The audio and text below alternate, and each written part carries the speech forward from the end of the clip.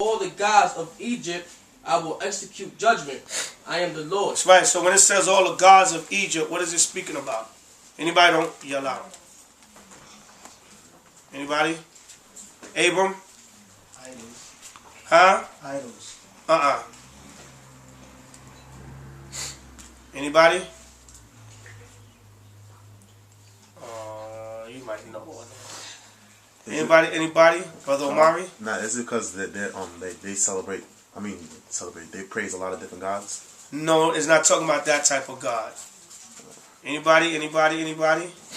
Makapash. Leaders? Huh? Leaders? Right, the leaders and the heads. It's a number, I think it's a number 4 next to it in my Bible, and it said the princes of Egypt, meaning the top leaders of Egypt. Alright? So it's not talking about like idolatry type gods, it was talking about the leaders and the princes and the top pharaohs or whatever of the Pharaoh of Egypt, meaning it was no respect of person, whether it was a top man in Egypt or a little peasant man in Egypt. There was a dead firstborn in each household. Didn't matter about your position. You could have been a prince of Egypt, a top leader or whatever, a senator like it tell you in Psalms. It was a firstborn dead in your household also. Everybody understand? Right, so keep that in mind, Exodus 12 and 12, because we're going to link that up with something later on. Karen? Alright, Maharakar? In my Bible, it's a lowercase g, so maybe that's why. There's a lowercase g because it's not talking about a God that you would reverence or of course the Most High. It's talking about like the leaders. Alright? Does everybody understand? Alright. So that's it on that. Yeah. That's it? Oh, okay. So, next man. You want it done? No, I know Allah.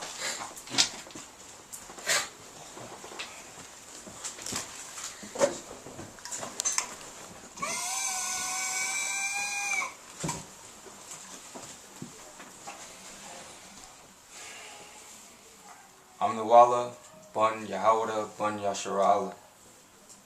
You gotta, Shaquat gotta repeat it. I'm the Walla, Bun Yahawada, Bun Yasharala. I'm the Walla, Bun Yasharala. No, Bun Yahawada? Bun Yahawada, Bun Yasharala. Yahawah Hashem Yahweh Shabarakatham. Yahweh Hashem Yahweh Shabarakatham.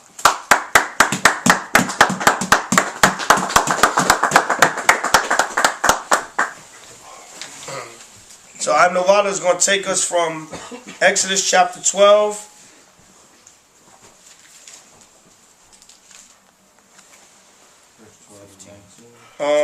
15 to 21. 15 to 22, Salakia.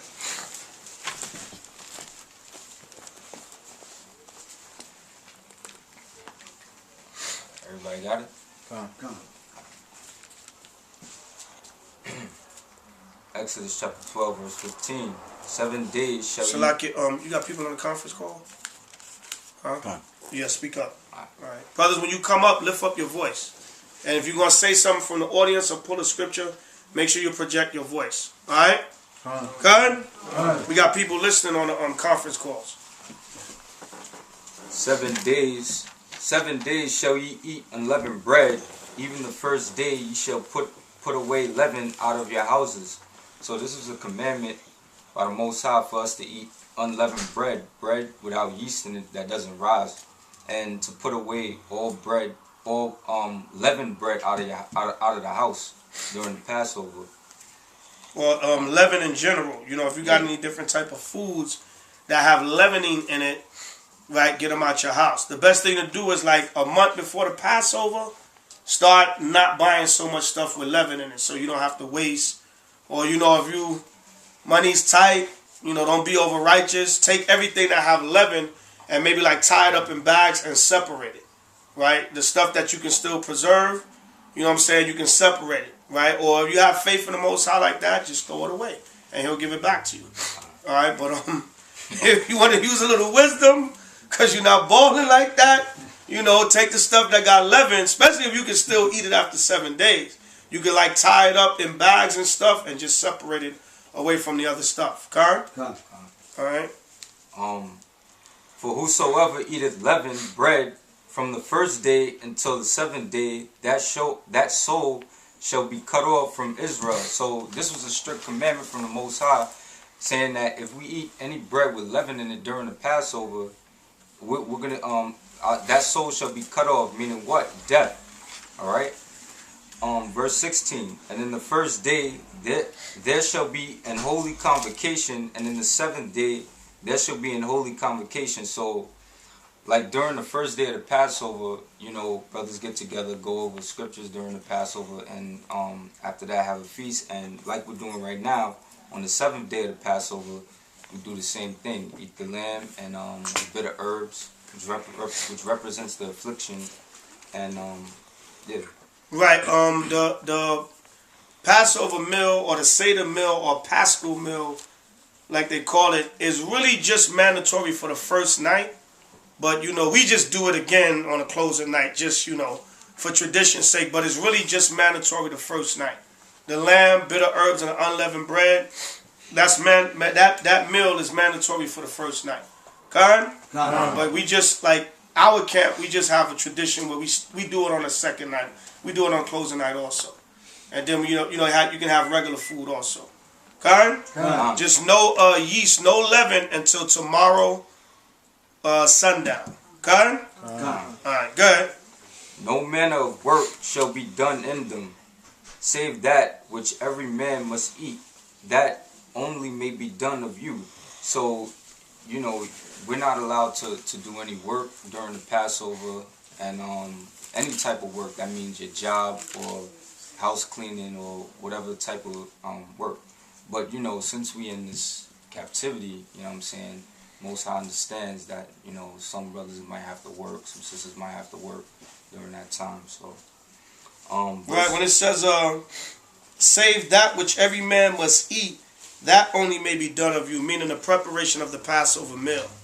That's the work that can be done. Alright, go ahead. Verse 17, and ye shall observe the feast of unleavened bread, for in this self same day have I brought your armies out of the land of Egypt. Therefore shall ye observe this day in your generations by an ordinance forever. So this was another strict commandment from the Most High, saying that ye observe this day in your generations by an ordinance forever. Meaning what? That we keep this high holy day and throughout all our generations. All right, no matter what captivity, no matter which captivity we was in or whatever. All right. Salakia, put your phones on vibrate, silent. Verse 18: the first month on the 14th day of the month at even ye shall eat unleavened bread until the 21st day of the month at even. Verse 19: 7 days shall there be no leaven found in your houses, for whosoever eateth that which is leavened, even that soul shall be cut off from the congregation of Israel. So it's saying here again that, you know, 7 days shall we eat no leavened bread, meaning anything with leaven or yeast in it. All right, and for whosoever eateth. So if you eat any bread with leaven or anything with yeast in it, your soul shall be cut off from Israel, meaning what? Meaning death. All right? Whether he be a stranger or born in the land, ye shall eat nothing leavened, in all your habitations shall ye eat unleavened bread. And what I'm reading up to? 22. Then Moses called for all elders of Israel and said unto them, draw out and take you a lamb. Matter of fact, 21, Salakia. Alright.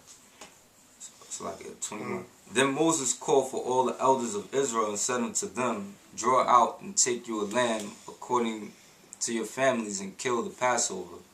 So here it is saying that we have to take a lamb and kill it, and then, you know, during the congregation we have to eat all of the lamb, meaning nothing left over. So you want to expand on that?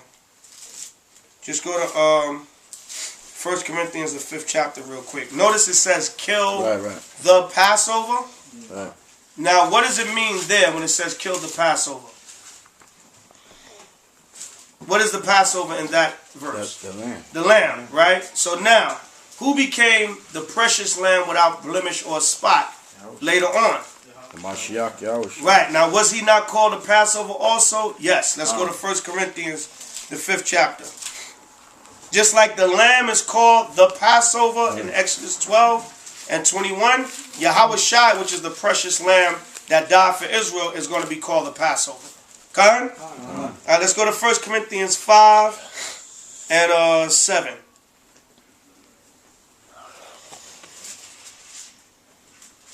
Get right to the point. We might elaborate on this later on, but I want the point right here.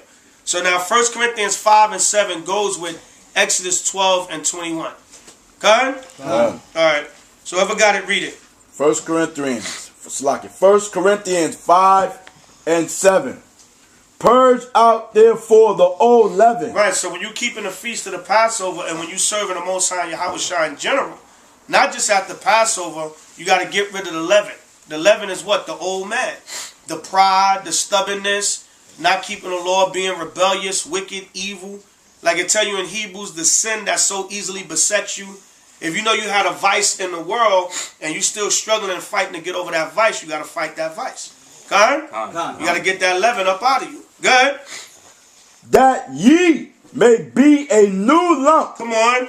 As ye are unleavened. You are unleavened. You get that sin, that pride out of you. Like the leaven puffs up the bread, what happened? The sin and the pride puffs us up. Okay? All right, go ahead. For even Hamashiach Yahushua, our Passover. So there you go right there. It's right here is Yahushua, our Passover. What did it say in Exodus 12:21? Moses told the elders to kill the Passover. So like the lamb without blemish was called the Passover, Yahushua being the lamb without blemish was called our Passover. Okay? All right, go ahead. For even Hamashiach Yahushua, our Passover, is sacrificed for us. Right, see that? So there it is right there. So like the lamb was sacrificed and killed and roasted with the fire, Yahushua was sacrificed on the cross for Israel. Okay? So y'all see the link up? Exodus 12:21 with 1 Corinthians 5 and 7. Okay? All right, go back. Exodus 12:21. Read that again, and that's it. Exodus 12:21. Then Moses called for all the elders of Israel and said unto them, draw out and take you a lamb according to your families and kill the Passover. Right, so everybody understand? Any questions? Anybody want to add on? Yeah. Shaquat? Go to Luke 22. You got a precept? Yeah, Luke 22. All right, we're going to go to Luke 22 and what? And 1. Okay. Because when they said prepare the Passover, the scribes also was preparing to kill Yahushua. So that was also a symbolic to the preparation. Good. And it says, now the feast of unleavened bread drew nigh. Wait, let everybody get it. 22 and 1. Luke 22 and 1.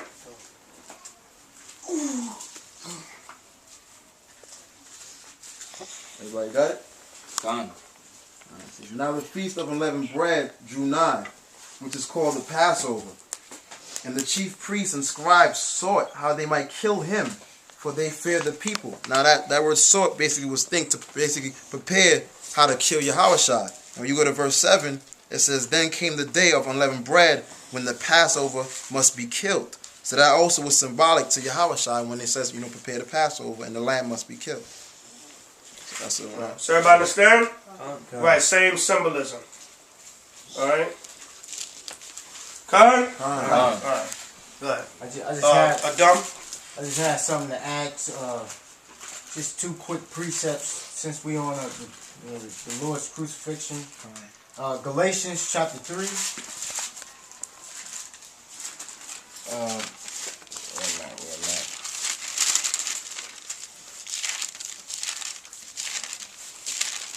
Galatians chapter 3, verse 13. It reads, Yahushua have redeemed us from the curse of the law, being made a curse for us. For it is written, curses everyone that hangeth on a tree. Right. So where you at? Galatians 3:13. Galatians 3:13. Okay. The way yeah,